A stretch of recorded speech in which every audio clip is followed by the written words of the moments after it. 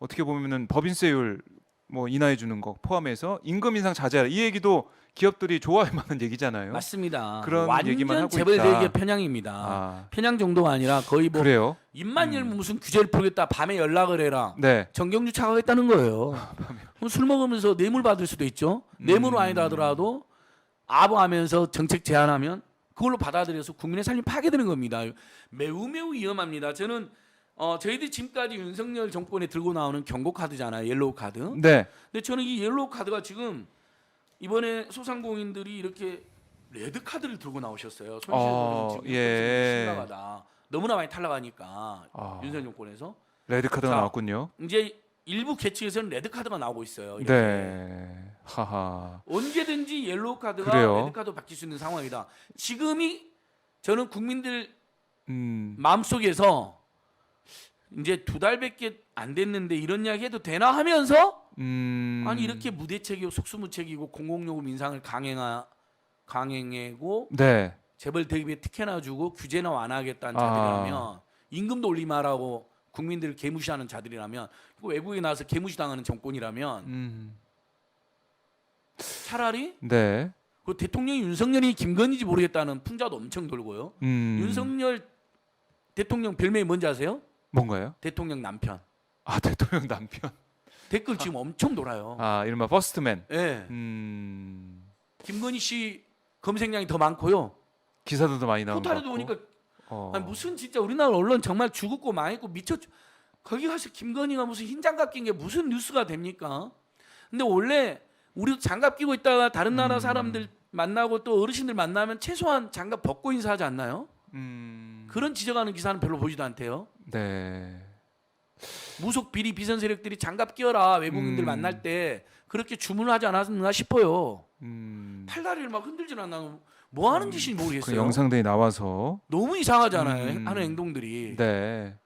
그러니까 지금 대다수 국민들은 이번에 보통 정상들이 대통령 후보가 해 순방을 가면 지지율 올라가잖아요. 저는 아마 갔다 네. 오면 지지율 더 떨어져 있을 오히려 거예요. 떨어질 거다. 40%대잖아요. 지금 데드 데드 크로스가 크로스 났잖아요. 예. 전 다음 주나 다다음 주 아마 30%대로 떨어질 수도 있다고 그래요. 전망합니다. 예. 아, 이 초반에 임기 초반에 이거는 참 쉽지 않죠. 예. 제가 오마이TV에서 이야기한 것 대부분 맞았습니다.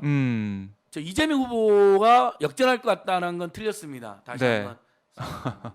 제가 틀린 거에 대해서는 네. 늘 겸허하게 저도 반성하고 또 사과드리고 어쨌든 그 대선을 그렇게 선택한 민심에 대해서는 늘 겸허하게 존중합니다.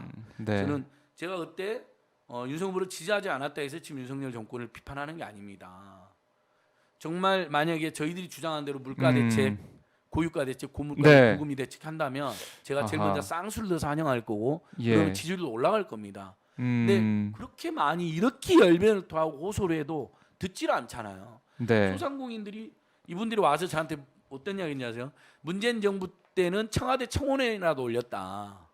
그러면 와글와글 언론 보도 나오고 사람들이 가서 막 몇만 명 동의하고 20만 명 동의하면 답변도 듣고 그랬죠. 윤석열 정권은 청와대 청원을 아예 없애버렸습니다. 없애고 새로운 걸 만들었는데 그게 비공개 완전 비공개로. 실명제입니다. 그 국민신문고랑 똑같은 것 같은데요. 국민신문 똑같고요. 네. 이미 있어요. 이미 있죠. 아니 그러니까 미친 제가 음. 진짜 욕을 하고 싶지만 네. 여러분 저도 나름대로 좀 채통이 있고 특히 오마이TV는 우리나라를 대표하는 제도 언론이기 때문에 예. 언어 선택이 굉장히 신중함을 가하겠습니다. 네. 기하겠습니다. 그래서 아니 발암 물질 우려 있는 용산 공원에 경청 우체통을 설치해 가지고 네. 근데 그 제가 경청 우체 조사를 봤거든요. 주소가 없어요.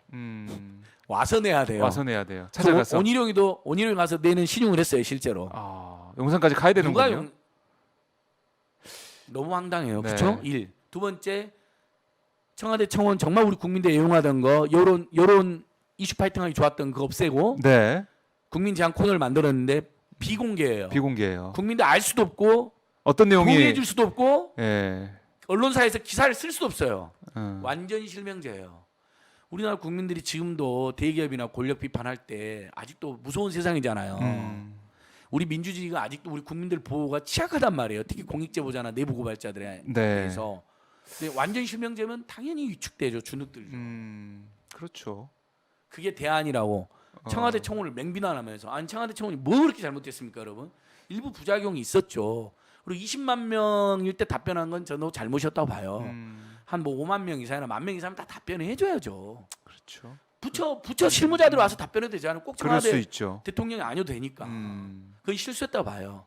하지만 그래도 취지가 청와대 청원은 네. 너무 멋진 프로젝트의 기획이었어요. 문재인 정부 저는 제일 잘한 것 중 하나로 봅니다. 많은 평가를 받았죠. 얼마나 많은 국민들이 올렸어요. 네. 얼마나 많은 이슈화가 됐어요. 수술 CCTV 설치 뭐 이런 문제를 예. 포함해서 그리고 다양한 얼마나 많은 이슈들이. 언론들이 청와대 청만 올라오면 뭐 안모 씨라는 사람이 네. 독일처럼 12,000원 저 대중교통 패스를 발행해서 네. 한 달 내내 무료로 이용하게 해주자. 현재 호응하는 청원 동의자만 10,000명을 돌파하고 뭐 실시간 늘어나고 있다. 이런 기사 엄청 많았잖아요. 맞아요. 그게다 기사가 되고 또 예. 알리게 되고. 7시 전에 대중교통 이용하면 30% 요금을 할인해 주자. 네. 7시 8시에 그 출근길 지옥철이 완화가 될 거다. 지옥버스가 완화가 될 거다. 그 청원에는 20만 명이 돌파요. 아. 문재인 대통령이 답을 할 준비를 하고 있다. 네. 이런 기사들 얼마나 많았습니까?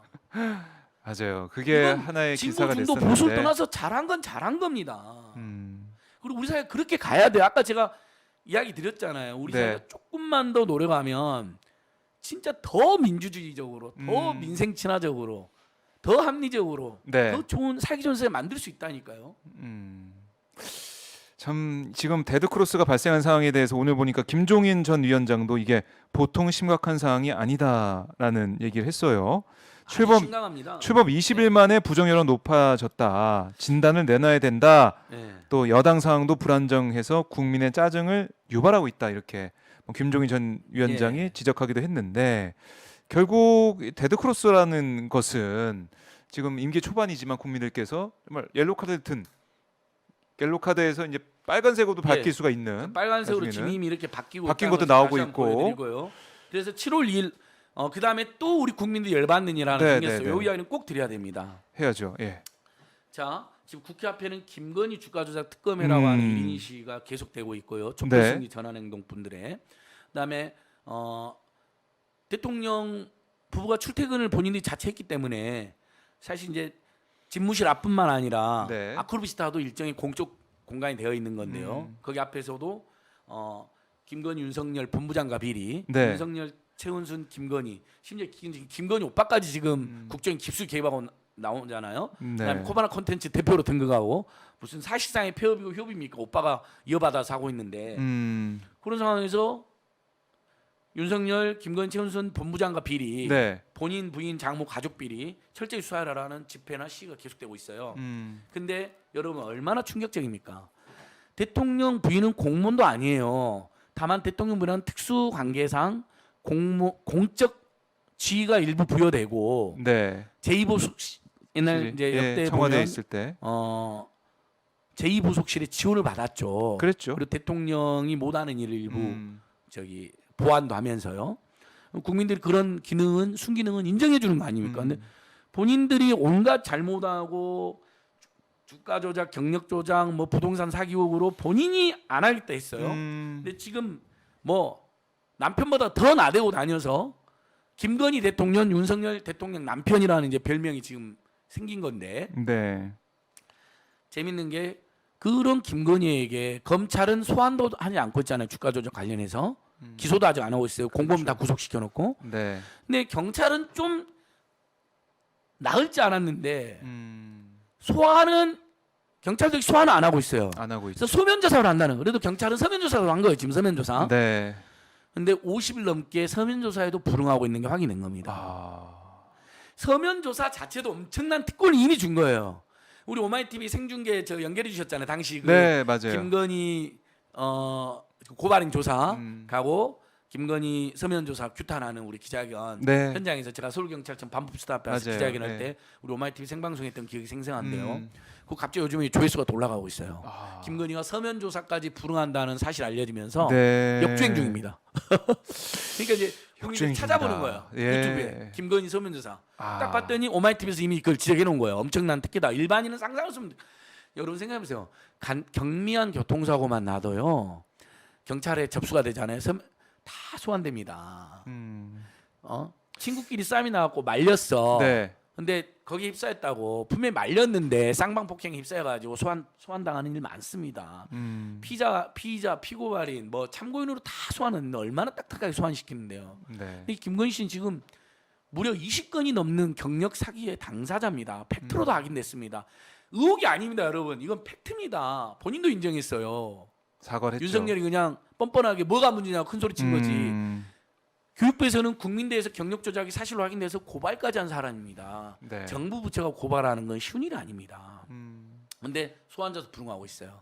네, 서면 조사를 하려고 했는데 서면 조사까지 불응하고 있어요. 안 했다. 예, 서면 조사 불응했다. 자체가 변호사들이 그냥 다 거짓말 써주는 특혜 조사예요. 근데 그것마저도 안 해요.